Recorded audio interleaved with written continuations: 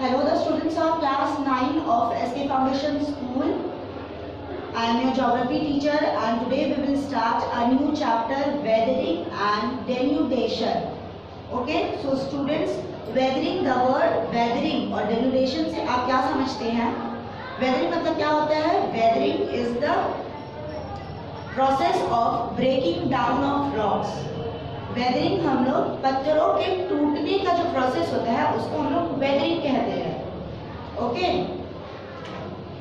Weathering आप देखिए definition में क्या लिखा है. The definition of weathering it is the mechanical fracturing and chemical decomposition of rocks by natural agents on the surface of the earth. Weathering क्या है? Weathering एक मैकेनिकल फ्रैक्चरिंग है, टूट जाता है, मैकेनिकली टूट जाता है. It depends on the nature of the climatic elements. ये डिपेंड करता है हमारे नेचर का जो क्लाइमेटिक एलिमेंट्स है. अब हमारे क्लाइमेटिक एलिमेंट्स हम लोग को क्या क्या है? Elements involve such as the sun, rain, frost and temperature changes. ये वेदरिंग क्यों होता है? वेदरिंग डिपेंड करता है ये जो पत्थरों का जो पत्थर टूट जाते हैं ये डिपेंड करता है हमारे क्लाइमेटिक एलिमेंट्स पर, जो कि सन, रेन, फ्रॉस्ट मतलब होता है जमना. ओके, ठंड में जो पानी जो जम जाता है वो, and the temperature changes. Okay, इस ये सब की वजह से वेदरिंग होता है. So in simple words we can describe weathering as the breaking down और dissolving of rocks and minerals on the earth surface. Earth के सरफेस में जो पत्थरों का जो टूट जाने का जो प्रोसेस होता है, और पत्थरों या फिर मिनरल्स का टूट जाने का जो प्रोसेस होता है उसको हम लोग वेदरिंग बोलते हैं. ठीक है.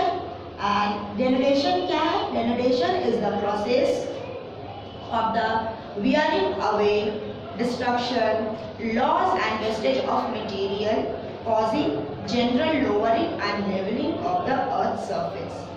डेनुडेशन क्या है? अब डेनुडेशन ये है, denudation is the act of stripping off or laying bare of rocks. stripping off मतलब क्या हो गया? remove करना, to uncover, to remove it, to uncover it. तो denudation मतलब हो जाता है it is the act of stripping off. ठीक है. देखिए वेदरिंग क्या है? अर्थ सरफेस में जब रॉक्स जब टूटता है, ब्रेकिंग डाउन ऑफ रॉक्स जब होता है, रॉक्स जब टूटता है तो उसको हम वेदरिंग कहते हैं. और डेनुडेशन और वेदरिंग और डेनुडेशन का डिफरेंस ये हो जाता है कि डेनुडेशन में क्या होता है? अर्थ सरफेस का जो एलिवेशन है, जो ऊपर का हिस्सा है, ठीक है, उसका रिड्यूस कर देना. उसको जब हम लोग रिड्यूस करते हैं, उसका जब एलिवेशन जब धीरे धीरे घटता रहता है, रिड्यूस होता रहता है, तो उस प्रोसेस को हम लोग डेनुडेशन कहते हैं. So again in other words और in simple words, denudation involves the processes that cause the wearing away of the earth's surface by moving water or ice or wind or by waves, that leads to a reduction in elevation and in relief of landforms and of landscapes. Okay, जो height है landforms का, हमारे earth surface का जो height है, जब वो धीरे धीरे घटता रहता है तो जिस प्रोसेस से वो घटता है उसको हम लोग डेनुडेशन कहते हैं. Okay, so the next point is its causes. Weathering का क्या क्या वजह है? What are its causes? Plant and animal life, atmosphere and water are the major causes of weathering. Plant and life, animal life, atmosphere हो गया आपका, wind and water मतलब river हो गया. So these are the major causes of weathering. As we know that weathering breaks down and loosens the surface minerals of rocks so that they can be transported away by agents of erosion such as water, wind and ice. पानी, हवा और ice से, बर्फ से, ये सब जो है ये एजेंट्स ऑफ इरोशन है. इरोशन मतलब क्या होता है? बह जाना. तो ये सब इरोशंस है, इरोशन का एजेंट्स है ये सब, जिसकी वजह से वेदरिंग होता है. Okay, now the different types of weathering. Weathering is of 3 types: physical, chemical and biological. Now the physical weathering is the process of the mechanical bond between the rock constituents is disturbed and cause a change in the shape and size of the original rock. Now physical weathering हम लोग किसको बोलेंगे? Physical weathering हम लोग उस weathering को बोलेंगे जिसमें ओरिजिनल रॉक का जो ओरिजिनल शेप होता है या साइज होता है वो वेदरिंग के दौरान उसका शेप और साइज चेंज हो जाता है, उसको हम लोग फिजिकल वेदरिंग बोलते हैं. Okay, it is caused by various factors like the durable range of temperature, action of Frost and the character of the rock itself and precipitation. Precipitation किसको बोलते हैं? Rain is a form of precipitation.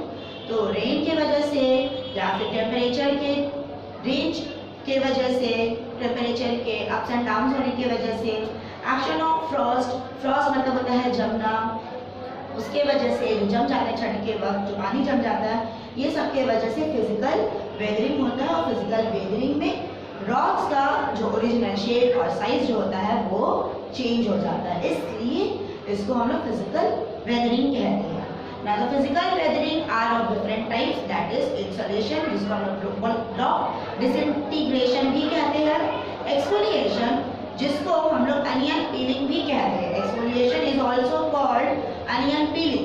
अब हम लोग exfoliation को जो कि physical weathering का टाइप है उसको हम लोग अनियन पीलिंग क्यों कहते हैं? Because the shells which split away look like the layers of an onion peeled away one after another. जब हम लोग अनियन को छीलते हैं, जब हम लोग अनियन को पील करते हैं तो कैसे हम लोग अनियन का एक एक लेयर निकलता रहता है, वैसे ही एक्सफोलिएशन में क्या होता है, रॉक्स जब स्प्लिट अवे होता है, जब स्प्लिट होता है, जब अलग होता है, ठीक है, तो ये अनियंस के जैसा, अनियंस के लेयर्स के जैसा ये भी लेयर वाइज में निकलता रहता है, एक एक करके, एक एक करके. इस वजह से हम एक्सफोलिएशन को अनियन पीलिंग कहते हैं. And the last one is Frost action. Frost action, frost action is an important agent of weathering in temperature latitudes and high altitudes. Frost action हम लोगों को हाई टेम्परेचर जैसे कि माउंटेनियस रीजन में ज़्यादातर पाया जाता है, मिलता है. अब let me give you an example of Frost action. Students, open your page, open your book, page number 75. You can see in figure number 9.4 frost action as an agent of mechanical weathering. So there are 2 pictures. Okay, आप देख सकते हैं वहाँ पर 2 picture है. एक में आप देखिए कि माउंटेन का जो अपर पार्ट है, ऊपर का जो हिस्सा है, the summit of the mountain, नहीं आप इसको समिट नहीं, आप इसको टॉप पार्ट कह सकते हैं माउंटेन का. आप देखिए पहला पिक्चर में माउंटेन का जो टॉप पार्ट है उसमें जो क्रैक्स है वो छोटा है और पतला है, ठीक है, स्मॉल है और नैरो है.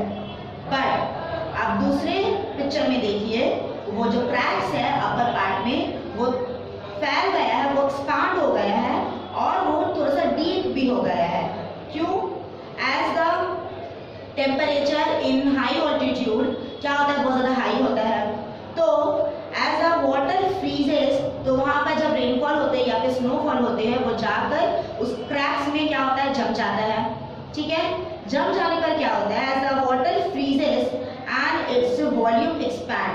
जैसे कि पानी या फिर स्नोफॉल, रेनफॉल वहाँ पर उस क्रैक्स में जम जाते हैं, उसका वॉल्यूम जो है वो एक्सपैंड हो जाता है, वो बढ़ जाता है. Okay, and the repeated freezing and thawing of water depends and enlarges the cracks. जैसे ही ये जो रिपीटेड, इसका जो फ्रीजिंग मोशन रिपीटेड होता रहता है, ये जो फ्रीजिंग पार्ट है ये जब एक के बाद रिपीट होता रहता है, तब क्या होता है, वाटर जो है वो गहरा हो जाता है. ठीक है, उसका क्रैक्स जो है गहरा हो जाता है और बड़ा हो जाता है. ठीक है, फ्रॉस्ट इससे क्या होता है, frost shattering affects the peaks of mountain ranges creating fretted ridges. इसकी वजह से ये क्रैक्स जो है वो बढ़कर एक्सपैंड हो जाता है, एनलार्ज हो जाता है। ठीक है, next one is chemical weathering. Chemical weathering is more prevalent in the hot and humid areas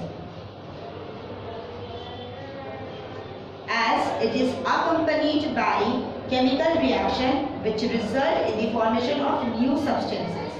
Now chemical weathering में क्या होता है? chemical weathering में ब्रेक डाउन होने के बाद रॉक्स का एक न्यू सब्सटेंसेस हम लोगों को मिलता है। ठीक है, the most active substances for a chemical reaction are oxygen, carbon dioxide, water in a form of rain water and organic acid. So the chemical weathering are of different types such as oxidation, carbonation, hydration, solution and hydrolysis. अब हम लोग differences पढ़ लेते हैं कि chemical और physical weathering का क्या डिफरेंसेस है। What are the differences? तो in physical weathering the rocks are disintegrated. Disintegrated मतलब होता है ब्रेक डाउन, ओके, टूट जाना। But in chemical weathering the rocks get decomposed. Decompose मतलब होता है सड़ जाना। ठीक है, फिजिकल वेदरिंग में रॉक जो है वो टूट जाता है और केमिकल वेदरिंग में रॉक जो है वो डिकम्पोज हो जाता है, वो सड़ जाता है। In physical weathering the size and shape of the rocks change. ठीक है, फिजिकल वेदरिंग में हम लोग पढ़े हैं कि शेप और साइज, ओरिजिनल जो शेप एंड साइज होता है रॉक्स का वो चेंज हो जाता है, इस वजह से उसका नाम फिजिकल वेदरिंग है। There is no change in the chemical composition of the rocks. लेकिन किसी तरह का केमिकल चेंजेस नहीं होता रॉक्स में। रॉक्स में तो कई तरह का मिनरल्स है तो उसका कॉम्पोजिशन भी होगा, तो किसी तरीके का केमिकल चेंजेस नहीं होता है फिजिकल वेदरिंग में। लेकिन केमिकल वेदरिंग में फिजिकल चेंज तो नहीं होता है, लेकिन केमिकल चेंज होने के कारण हम लोग को न्यू सब्सटेंसेस मिलता है। Okay, due to chemical reactions new substances form and this alters the chemical composition of the rock, जिसकी वजह से उस न्यू सब्सटेंसेस में फॉर्म होने की वजह से केमिकल कॉम्पोजिशन में भी चेंजेस आ जाता है। In physical weathering is more effective. मतलब फिजिकल वेदरिंग कहाँ पर इफेक्टिव है, कहाँ पर ज़्यादा पाया जाता है? In the dry and hot areas और कोल्ड एंड वेट एरियाज। सूखा और गर्म एरियाज में भी मिलता है और ठंड और भीगा जगह में भी फिजिकल वेदरिंग पाया जाता है। But chemical weathering is very effective in the hot and humid region. In physical weathering the rocks are affected to a great depth, but in chemical weathering only the surface of the rocks are affected. Physical weathering में rock जो है वो बहुत ज़्यादा गहराई तक जाकर affect होता है, लेकिन केमिकल वेदरिंग में सरफेस में सिर्फ जो रॉक सिर्फ सरफेस में पाया जाता है, अर्थ के ऊपर जो है सिर्फ वो रॉक्स ही अफेक्ट होता है। In physical weathering the strong minerals present in the rocks are affected, but in chemical weathering the minerals like quartz are difficult to weather chemically. The last types of weathering is biological weathering. Biological weathering is also known as organic weathering. Biological weathering को हम लोग organic weathering भी कहते हैं। Why? क्यों? Because it is caused by plants and animals. Biological weathering plants और animals की वजह से होता है, क्योंकि plants and animals release acid-forming chemicals that cause weathering and also contribute to the breaking down of rocks and landforms. Plants and animals से एक acid-forming chemical निकलता है जो कि रॉक्स या फिर लैंडफॉर्म्स को ब्रेक करने में कंट्रीब्यूट करता है। Okay, for example the burrowing animals like rabbits, rats and moles, ये लोग क्या करता है? ये लोग बरो करता है, ज़मीन को खोदता है, डिग करता है। तो इससे क्या होता है? They create tunnels with in the weathered rocks zone and soil. तो इससे उन लोगों के बरो करने पर रैबिट्स या फिर रैट्स के बरो करने पर रॉक्स क्या होता है? वेदर्ड हो जाता है, टूटने लगता है, ब्रेक डाउन हो जाता है। इसलिए बायोलॉजिकल वेदरिंग को, क्योंकि ये it is caused by plants and animals, इस वजह से it is also known as organic weathering. Okay, now the effects of weathering. तो वेदरिंग का जब अगर कॉज है तो उसका इफेक्ट्स भी होगा। तो उसका क्या इफेक्ट्स है? कुछ कंस्ट्रक्टिव इफेक्ट्स भी है और कुछ डिस्ट्रक्टिव इफेक्ट्स भी। जैसे कि कल हम लोग वोल्केनो और अर्थक्वेक के बारे में उसका इफेक्ट्स के जो हम लोग पढ़े थे उसमें भी कंस्ट्रक्टिव मतलब कुछ क्रिएटिव कुछ पॉजिटिव इफेक्ट्स था और कुछ नेगेटिव इफेक्ट्स भी था। वैसे ही वेदरिंग का भी कुछ पॉजिटिव इफेक्ट्स है और कुछ नेगेटिव इफेक्ट्स है। तो what are they? The constructive effects are formation of soil. Weathering causes the formation of soil in which plants grow and crops are raised.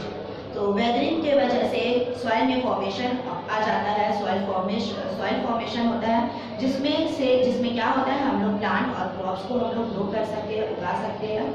Chemical weathering helps in the formation of new minerals. As chemical weathering forms new substances, तो उससे हम लोग को क्या मिलता है? New minerals मिलता है जो कि हम लोग को बहुत हेल्प करता है, जो कि हम लोग को इकोनॉमिक बेनिफिट देता है। Weathering helps in exposing minerals layer. Weathering हम लोग को हेल्प करता है मिनरल लेयर्स को एक्सपोज करने के लिए, जिससे कि हम लोग को जिससे कि हम लोग को माइनिंग करने में बहुत ईजी होता है। बाद में माइनिंग करने में हम लोग बहुत ईजी होता है। Weathering also helps in exposing rocks.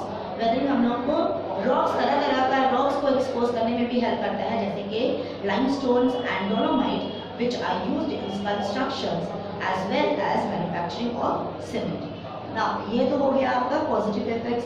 अब डिस्ट्रक्टिव इफेक्ट्स क्या है, नेगेटिव क्या पॉइंट्स है?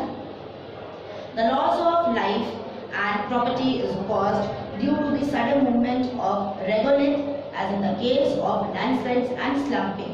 स्लम्पिंग हम लोग किसको बोलते हैं? फॉल और सिंक हेविली। स्लम्पिंग मतलब टूटा हुआ पत्थर जो रुका हुआ रहता है, ठीक है। लैंडस्लाइड्स क्या होता है? Blockage of roads. जब रोड्स ब्लॉक हो जाते हैं, especially it occurs in mountainous region, वहाँ पर ज़्यादातर लैंडस्लाइड्स होते हैं। तो लैंडस्लाइड्स होने पर जब छोटा पत्थर आकर एक जगह पर रुक जाता है और जब उन लोगों का हेवी फॉल होता है तो उसको हम लोग स्लम्पिंग कहते हैं। तो लैंडस्लाइड एंड स्लम्पिंग होने पर, in case of landslide and slumping, sudden movement of regolith यहाँ पर बोला जा रहा है the surface layer of loose rocks. छोटा पत्थर जब अर्थ सरफेस में रहता है, सरफेस हम लोग देखते हैं ना, अर्थ सरफेस में जमीन पर छोटा बहुत सारा पत्थर हम लोग को मिलता है माउंटेनियस रीजन में, तो उसको हम लोग रेगुलिथ कहते हैं। तो the loss of property and life is caused, तो किसी चीज़ का या फिर किसी इंसान का जान तब चले जाता है जब ये रेगुलिथ का सडन मूवमेंट होता है। जब ये रेगुलिथ गिरने लगता है लैंडस्लाइड्स होने के कारण, तो बहुत सारे लोगों का या फिर प्रॉपर्टीज का नुकसान होता है। ओके, landslides can cause debris to block rivers temporary. Debris मतलब होता है dust, the remainings of the rocks, the remainings of the dust, उसको हम डेब्रिस कहते हैं। तो ये कभी क्या होता है, डेब्रिस की वजह से डेब्रिस क्या करता है, रिवर्स को ब्लॉक कर देता है टेम्पररी, फिर तो उसको साफ कर रिवर्स का फ्लो कंटिन्यू हम लोग कर सकते हैं। तो ये लैंडस्लाइड्स की वजह से कभी क्या होता है, रिवर्स भी ब्लॉक हो जाता है। Okay, intense floods are caused downstream when the barrier is breached. Okay, intense flood के वजह से, इंटेंस फ्लड्स होता है, बाढ़ आ जाता है। क्यों? जब पानी रिवर्स में जो बैरियर्स होते हैं उसके टूट जाने पर, ठीक है, आप इसको डैम समझ लीजिए, डैम्स के टूट जाने पर क्या होता है, बाढ़ आ जाता है, फ्लड आ जाता है। Okay, then mud flows in mountainous areas cause widespread destruction. Mud flow यहाँ पर लैंडस्लाइड्स ऑफ मड, मिट्टी का माउंटेनियस रीजन में जब मिट्टियों का लैंडस्लाइड्स होता है उसके भी वजह से बहुत सारा नुकसान हो जाता है। Okay students, so students, I hope you have understood the chapter. Okay, do the following exercises in your geography copy and submit it in the school. The following exercises is in page number 87 and 88.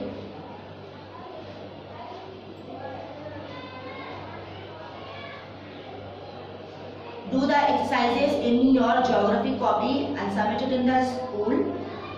And for more details, please go through your textbook, and if you have any problem, then you can contact the school. Thank you.